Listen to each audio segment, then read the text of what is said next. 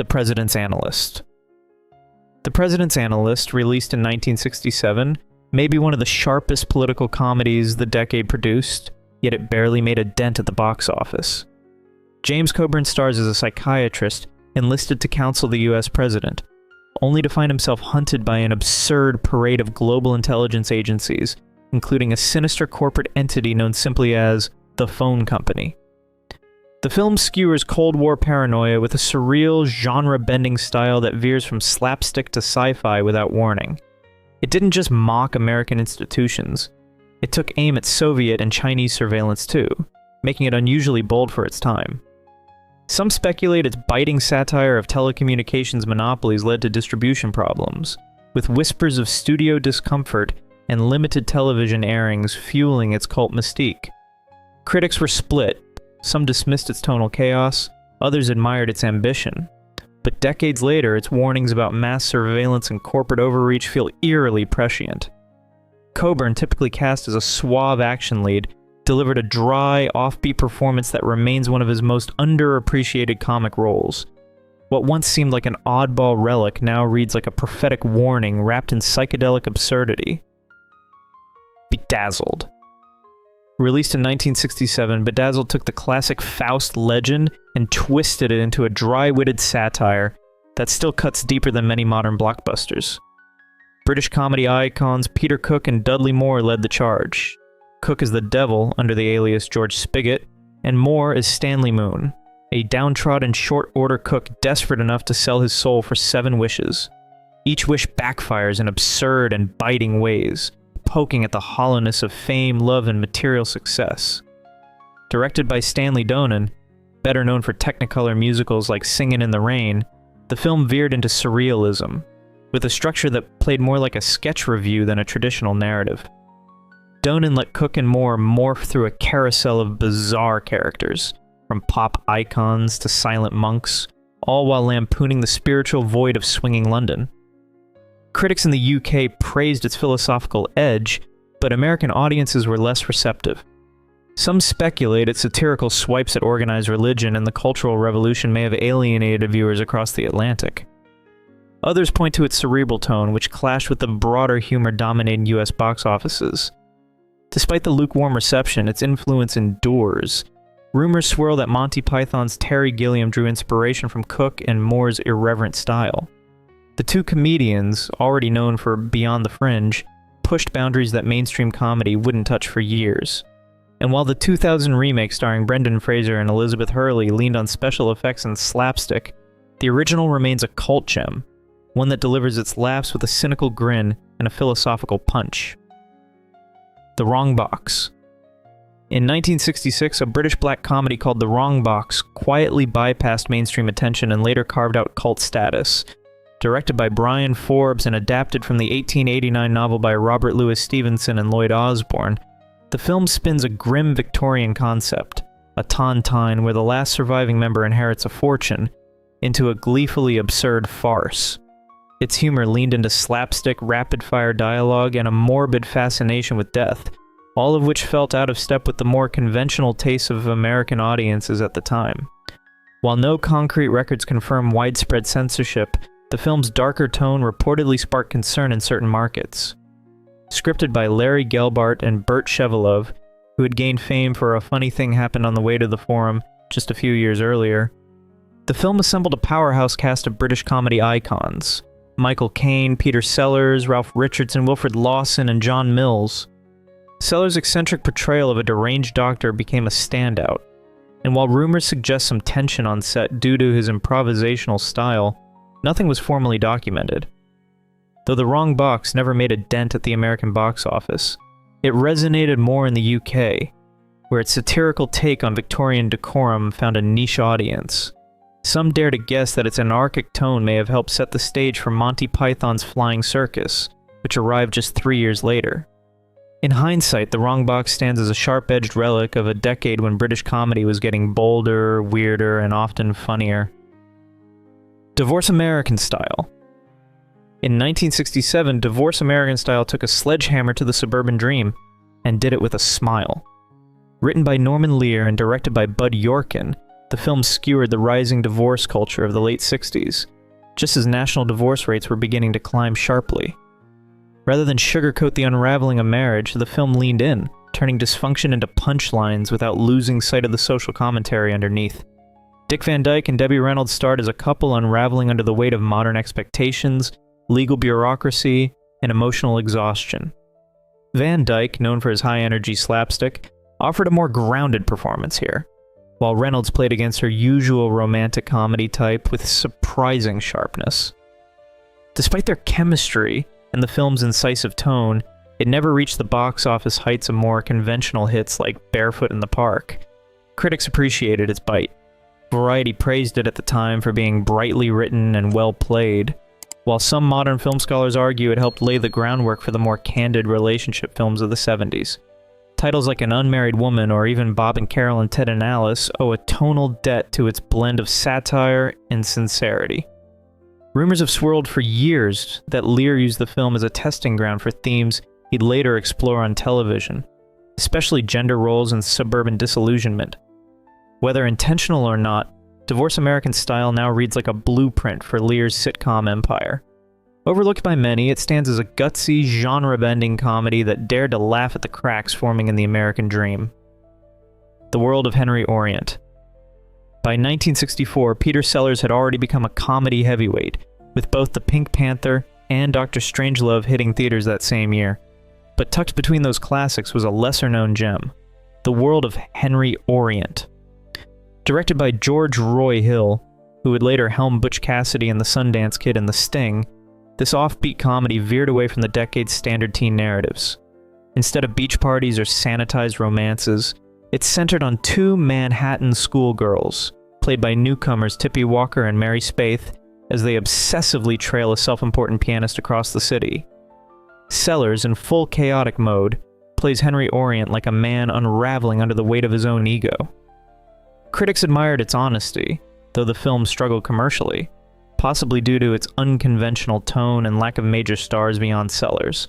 Some speculate it was simply too strange for a year dominated by musicals and war dramas. Still, its influence lingers. Film scholars have pointed to its DNA in later coming-of-age stories like Ghost World and Lady Bird, where young women are allowed to be awkward, intense, and hilariously flawed. The world of Henry Orient may have vanished from pop culture, but its sharp wit and emotional precision arguably outclass many of today's formula-driven blockbusters. After the Fox. In 1966, a film quietly slipped past mainstream attention, armed with a cast of legends, a razor-sharp script, and a premise that mocked the very industry that made it. That film was After the Fox. At the center, Peter Sellers is Aldo Vannucci, a flamboyant con artist posing as an Italian director named Federico Fabrizi to smuggle stolen gold under the guise of a film production. The setup was outrageous, but the real punch came from its layered satire, targeting both European art house cinema and Hollywood's obsession with celebrity. Directed by Vittorio De Sica, yes, the same De Sica behind Bicycle Thieves, and penned by Neil Simon in his screenwriting debut, the film fused Italian neorealism with American screwball comedy. The result? A caper that played like a parody of Fellini with the pacing of a Looney Tunes short. Sellers, riding high off hits like The Pink Panther and Dr. Strangelove, delivered one of his most unpredictable performances. His character shifted accents, identities, and moods like a magician pulling scarves from a hat. Some scenes felt like chaos barely contained. Others were so tightly choreographed they hinted at genius. But the real twist? Victor Mature. The former matinee idol returned from semi-retirement to play Tony Powell, a washed-up actor desperate to reclaim his youth. He insisted on being filmed from flattering angles and reportedly demanded his character be no older than 35, despite being nearly 60. The film's satire didn't stop at Hollywood egos. It skewered the entire filmmaking process. The fake movie within the movie was a chaotic mess that locals believed was real. In one scene, villagers cheerfully assist the criminals, thinking they're extras in an international production. United Artists, perplexed by the tonal mashup, gave the film a lukewarm release. Critics at the time weren't impressed. The New York Times dismissed it as a clutter of cliches, missing the film's self-aware parody. Decades later, After the Fox has earned cult status, With its star-studded cast, genre-bending structure, and industry satire, it's now seen as a precursor to modern meta-comedies like Tropic Thunder. The Bliss of Mrs Blossom. In 1968, amid the height of London's countercultural boom, The Bliss of Mrs Blossom quietly debuted with a plot that sparked controversy even by swinging 60s standards. Shirley MacLaine played a bored housewife who conceals her lover, portrayed by James Booth, in the attic for years, right under the nose of her clueless husband, played with deadpan precision by Richard Attenborough. What could have been a straightforward farce instead spiraled into a kaleidoscopic satire, thanks to director Joseph McGrath's surrealist flair. The film's production design leaned hard into psychedelic aesthetics, rotating furniture, mirrored walls, and pop art visuals that mirrored the era's obsession with perception and rebellion. Some speculate that its strange tone and bold visuals were simply too ahead of their time, especially when released alongside cinematic juggernauts like 2001: A Space Odyssey and Funny Girl. While it failed to make a dent at the box office, whispers of its status have grown louder over the years. Collectors praise its visual ambition, and a few film historians have floated the theory that it functions as a proto-feminist satire masked in absurdity.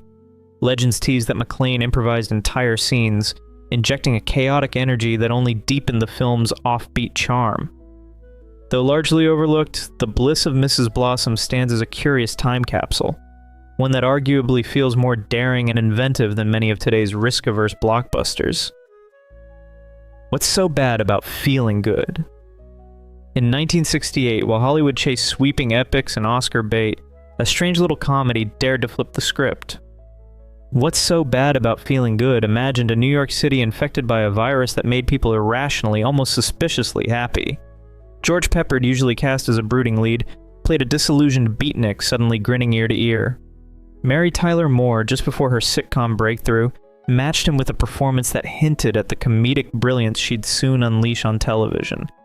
Directed by George Seaton, best known for Miracle on 34th Street, the film was shot on real Manhattan streets, adding a surreal edge to scenes of cab drivers refusing tips and Wall Streeters hugging strangers. Beneath the slapstick was sharp satire. A government terrified of satisfied citizens, a military operation designed to contain joy, and a culture so hooked on anxiety that happiness itself becomes a threat. Some film historians now argue it was one of the boldest counterculture comedies of its time, cleverly disguised as farce. Its critique of Cold War paranoia and consumerist culture hit harder than most dramas dared attempt, yet it barely made a dent. Released the same year as Planet of the Apes in 2001, A Space Odyssey, it was quickly overshadowed. Some say its cheerful absurdity clashed with the darker mood of the era, or that studio executives worried it might seem anti-capitalist. Whatever the reason, the film vanished fast. No Blu-ray, no reboot, just the occasional nod from cinephiles who wonder how something so offbeat, timely, and subversive got buried. The Americanization of Emily. In 1964, while Hollywood was cashing in on polished musicals and spy thrillers like Mary Poppins, My Fair Lady, and Goldfinger, one film dared to laugh at war and paid the price. The Americanization of Emily, a biting black comedy directed by Arthur Hiller and penned by Paddy Chayefsky, flipped the patriotic script with surgical precision. James Garner plays a Navy aide whose mission is simple: avoid heroism at all costs. Julie Andrews, in a dramatic pivot from her sugary role in Mary Poppins, delivers a sharp performance as a British war widow who calls out the glorification of violence. The film's most audacious move? Satirizing D-Day itself. Chayefsky's dialogue doesn't just question military valor, it skewers the cultural machinery that turns soldiers into symbols. One line hits like a sledgehammer. It's the rest of us who build statues to the generals. That kind of rhetoric didn't sit well in Cold War-era America. Critics admired its guts, but audiences were divided. Some labeled it unpatriotic, others called it prophetic. Box office numbers lagged behind the year's blockbusters, and the film quietly slipped out of the spotlight, but it never truly vanished. Over time, it's been re-evaluated by cinephiles and scholars alike, with some speculating it laid the groundwork for later anti-war comedies like Catch-22 and MASH. Rumors even swirl that Chayefsky's script was once blacklisted from certain screenings during the Vietnam era, a claim that remains unverified but adds to the film's mystique. Julie Andrews' role here, often overshadowed by her musical legacy, marked a turning point that hinted at the dramatic range she'd later explore. Today, the Americanization of Emily stands as a razor-sharp relic of 60s satire, one that arguably delivers more bite and brains than many of today's bloated blockbusters. The Secret Life of an American Wife. The Secret Life of an American Wife, released in March of 1968, slipped through the cracks of a shifting Hollywood. Directed by George Axelrod, better known for scripting The 7-Year Itch, the film dared to satirize suburban ennui just months before the MPAA's new rating system reshaped what studios could get away with. Ann Jackson stars as a disillusioned housewife who fantasized about escaping her routine by seducing a movie star client of her husband, played with smug flair by Walter Matthau. While the plot raised eyebrows, it was Matthau's self-mocking portrayal of celebrity vanity that quietly mocked the very system that made him a star. Critics were divided. Some praised its sharp satire. Others dismissed it as tonally uneven. Promotion was limited, and box office numbers were tepid, fueling whispers that studio execs quietly buried the film due to its uncomfortable take on female desire and marital discontent. Some dare to guess that its refusal to offer moral closure left it stranded between conservative values and the rising counterculture. Today, it's viewed as a proto-feminist comedy that foreshadowed the genre-bending films of the 70s. While today's blockbusters often rely on spectacle, The Secret Life of an American Wife delivers something rarer. A comedy that punches up, not out. If you've enjoyed this video, please leave a like and comment. Also consider subscribing and hitting the notification bell to get notified of our new videos each week. Thanks for watching.